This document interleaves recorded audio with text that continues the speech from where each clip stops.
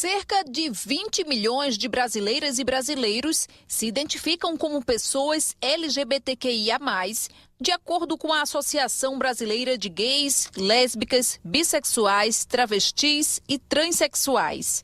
Maia Cibele, de 22 anos, é uma delas e relata já ter sofrido violência motivada pela sua identidade de gênero.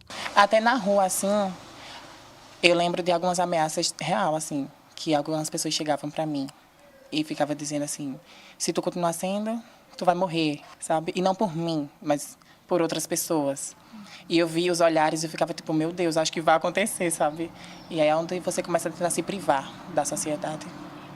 Então o medo sempre acompanha uma mulher trans ou um homem trans?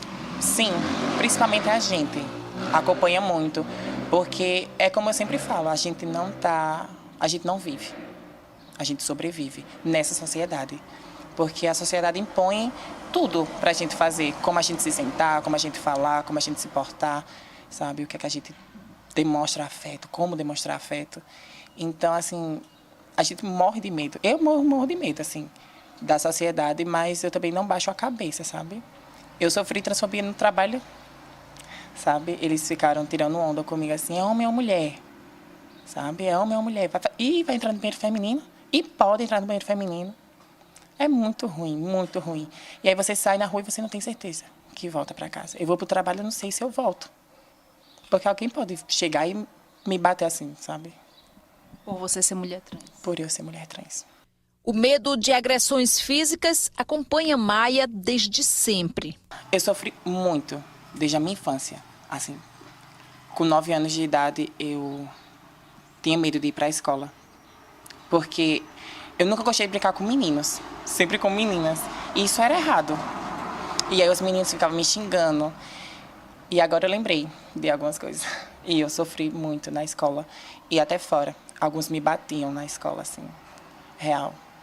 E até minhas irmãs e meus irmãos tinham que me ajudar nessa questão, sempre estar me protegendo. Apesar da maior visibilidade, o Brasil ainda é considerado o país mais homofóbico do mundo. Só em 2023 foram registradas 257 mortes violentas de pessoas LGBTQIA+. No ranking dos estados mais violentos para a comunidade gay, a Paraíba ocupa a 12ª posição. Em Campina Grande, o Centro Estadual de Referência em Direitos e Enfrentamento à LGBTfobia oferece uma série de serviços para essa população. O nosso serviço dispõe de atendimento social, jurídico e psicológico para toda essa população, além de ser porta de entrada para outros serviços e outras políticas.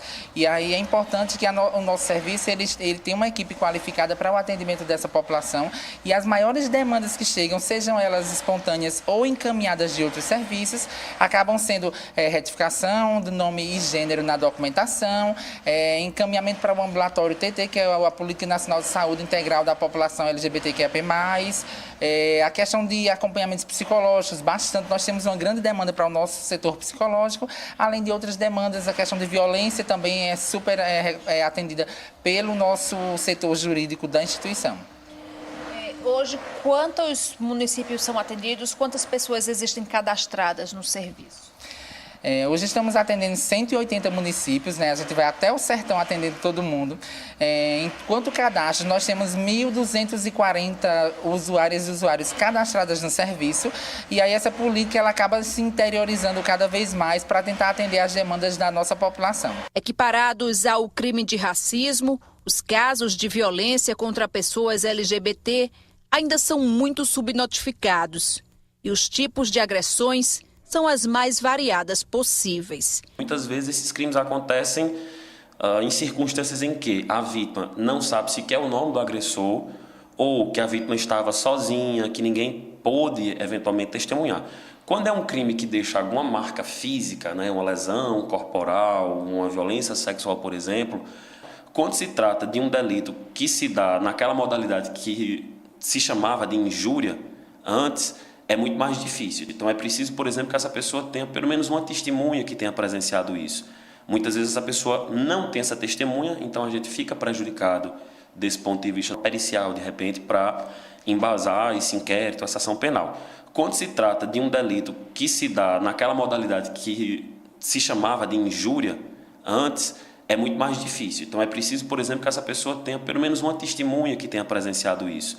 Muitas vezes essa pessoa não tem essa testemunha, então a gente fica prejudicado desse ponto de vista da prova, ou muitas vezes as pessoas ou sequer se percebem como vítimas de violência, elas estão num grau de negação tão grande que elas acham que aquilo é normal, que aquilo é natural e que está tudo certo, ou muitas vezes elas têm medo de ir à polícia, de ir ao Ministério Público, elas têm medo, por exemplo, de como é que elas vão ser atendidas, ou até mesmo elas desconhecem a existência dessas políticas públicas, como o centro de referência aqui em Campina Grande, como a delegacia que existe lá em João Pessoa, que inclusive se programa para uma abertura de uma delegacia especializada também aqui em Campina Grande. Então esses fatores acabam com que nós tenhamos o que eu chamo de cifra cinzenta, né? Uma quantidade de crimes que são praticados, mas que não chegam a um registro oficial, ao conhecimento das autoridades e, portanto, acabam não entrando nas estatísticas. Para lutar contra o preconceito e a violência, Maia só vê um caminho: o respeito ao ser humano. Eu acho que se você se respeita e você quer o respeito, por que não dá para o outro, sabe?